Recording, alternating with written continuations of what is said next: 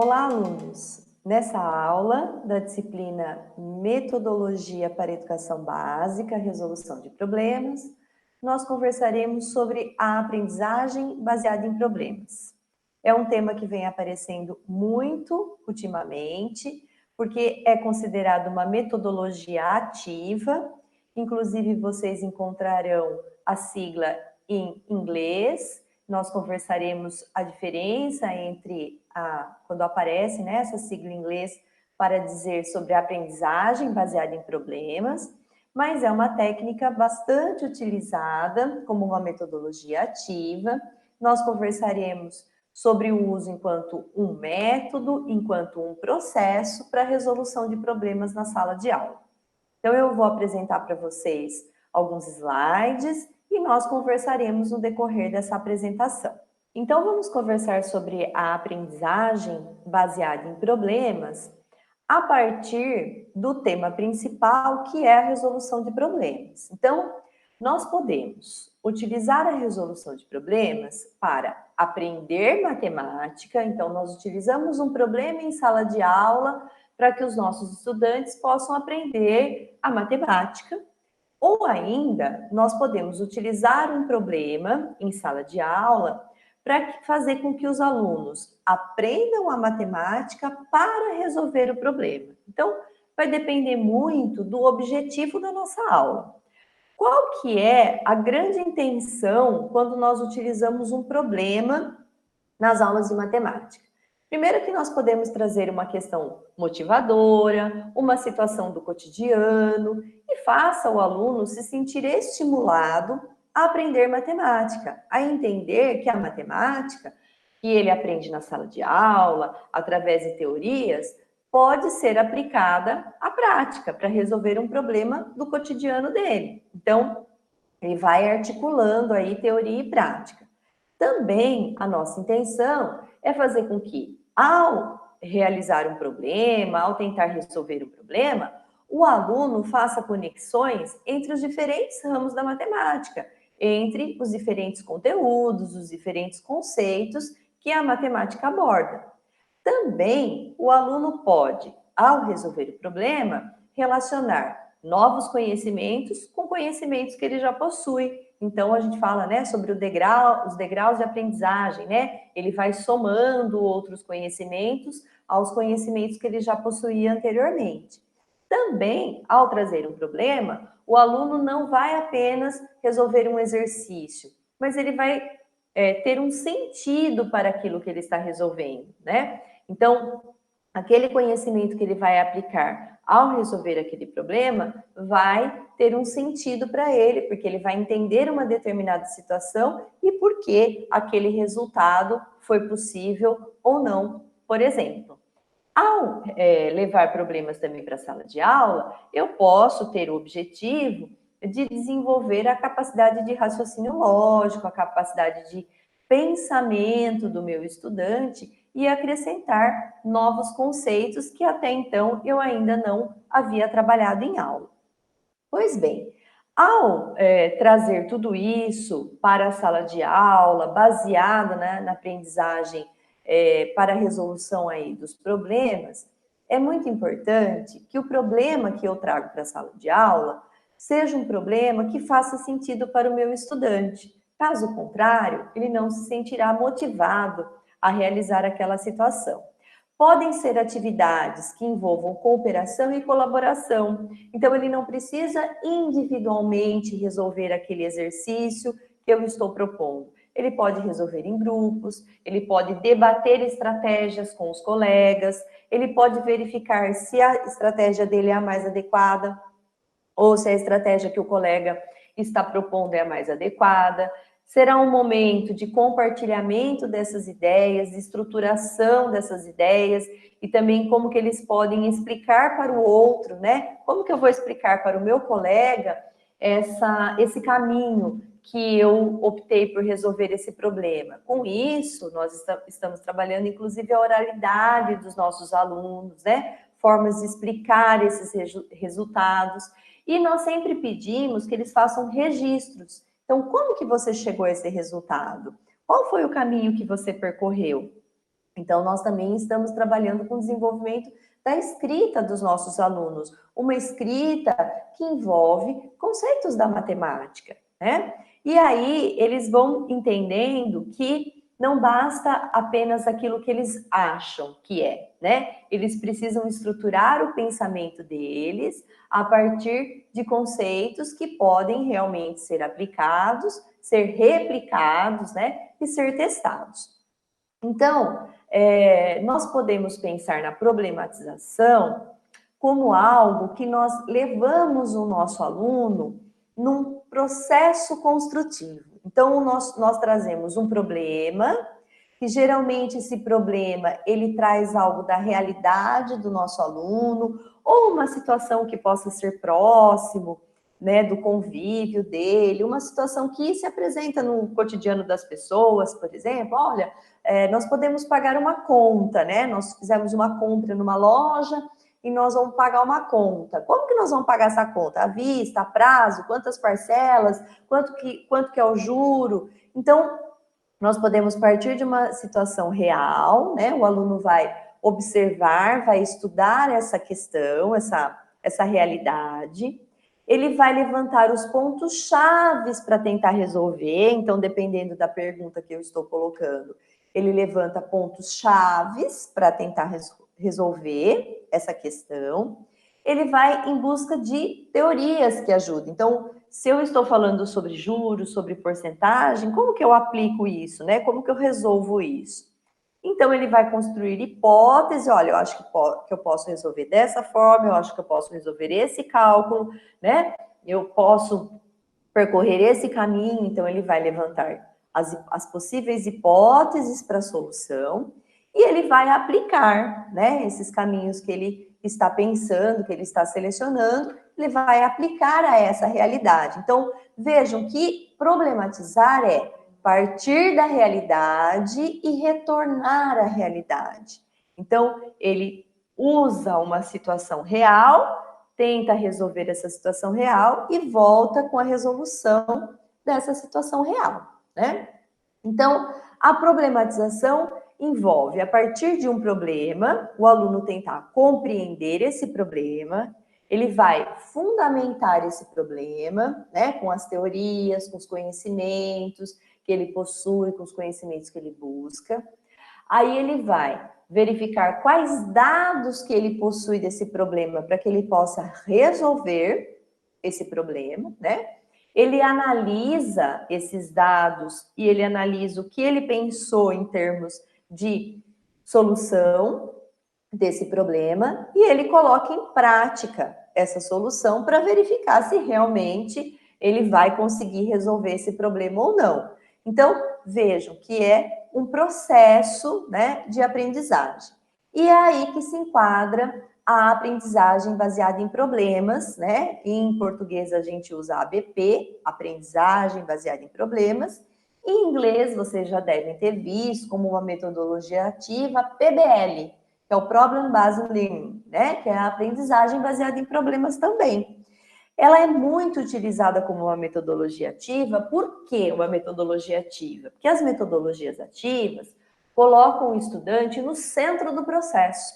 Então, é o estudante que vai procurar, é o estudante que vai construir, e o professor, ele não chega na sala de aula e fala, olha, esse exercício se resolve dessa forma. Não, o professor, ele vai orientando, ele vai trazendo elementos, ele vai acompanhando todo o processo, mas fazendo com que o aluno não fique naquela posição passiva, ouvindo somente o conceito que o professor está expondo, mas que o aluno busque os seus conhecimentos. Por isso que a aprendizagem baseada em problemas, ela é considerada uma metodologia ativa, que vem se falando muito ultimamente, né, a respeito das metodologias ativas.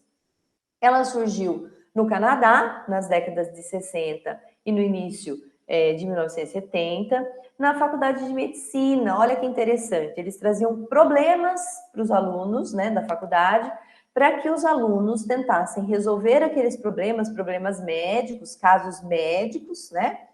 E a partir da resolução daqueles problemas, os alunos construíam os conhecimentos necessários para entender uma determinada enfermidade, uma determinada situação.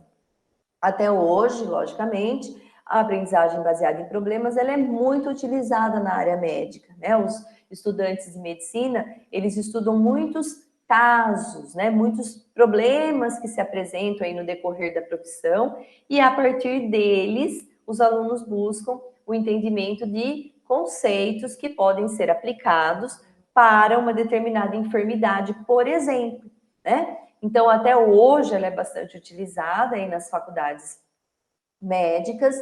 Os alunos utilizavam, né, os casos, os problemas para tomar decisões, e foi avaliado que isso desenvolvia muito o raciocínio crítico e até criativo do estudante, porque nós não queremos que os nossos estudantes eles terminem, né, a escolarização e saibam aplicar técnicas. Isso é importante? Isso é importante. Mas nem sempre a aplicação pura de uma única técnica consegue resolver a situação. Muitas vezes o aluno precisa aplicar várias técnicas, ele precisa ser criativo nesse processo, ele precisa lançar mão de novos conhecimentos e conhecimentos que estão surgindo, que estão sendo produzidos. Então, nós queremos que os nossos alunos sejam críticos, sejam criativos, né? Sejam autônomos, e a aprendizagem baseada em problemas pode favorecer isso. Aqui no Brasil, ela começou a ser utilizada a partir de 1994, né, na Escola de Saúde Pública do Ceará, e também por várias universidades, como, por exemplo, a USP e a UFSCar, tá?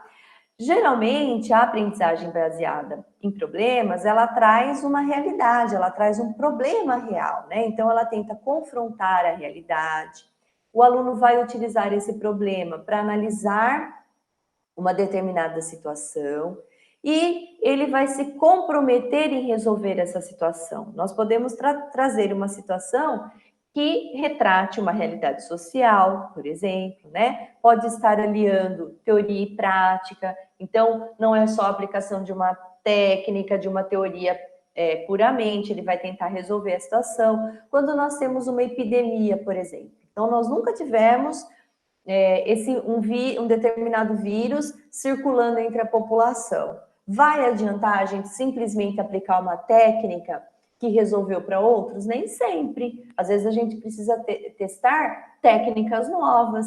Então, nós precisamos entender o mecanismo daquela epidemia, nós precisamos entender como que ocorrem os contágios, as prevenções, ou seja, nós estamos estudando um problema, né? Uma situação real, que parte da realidade, na qual apenas técnicas não vão resolver. Então, eu preciso utilizar da minha criatividade para tentar solucionar aquele problema que está se apresentando. É por isso, né, que os nossos alunos passam por esses anos de escolarização, não só para uma aplicação mecânica, mas sim para exercer a sua criatividade, mobilizando todos os conhecimentos que eles construíram, né? O que requer bastante pesquisa e bastante envolvimento. Então, o professor, ele não chega na sala de aula com o conteúdo, ele constrói o conteúdo junto com os seus estudantes. Então, ele apresenta a situação problema e ele vai construindo com os seus estudantes os mecanismos para a resolução daquele problema. É lógico que essa construção, ela está baseada em conceitos, em conhecimentos que são produzidos, né, cientificamente, historicamente, acumulados com o passar dos anos, mas ocorre uma construção conjunta, né? Por isso que a aprendizagem baseada em problemas, ela é uma metodologia de ensino e aprendizagem, então nós desenvolvemos práticas de ensino e práticas de aprendizagem, não é só ensinar, é ensinar e aprender, que vai utilizando problemas que são coerentes para a futura atuação dos nossos estudantes, enquanto profissionais e enquanto cidadãos, né? Você, enquanto cidadão, você entender, interpretar o mecanismo de uma doença, por exemplo, é importantíssimo para a sua própria saúde. Então, o conhecimento que nós produzimos nas escolas, nas universidades, não é apenas um conhecimento para o mundo do trabalho, é um conhecimento para a vida das pessoas, né? E com a aprendizagem baseada em problemas, nós podemos tanto tratar conhecimentos que são de natureza conceitual, né, conceitos, como também procedimentos e atitudes e são igualmente importantes quando nós falamos de aprendizagem.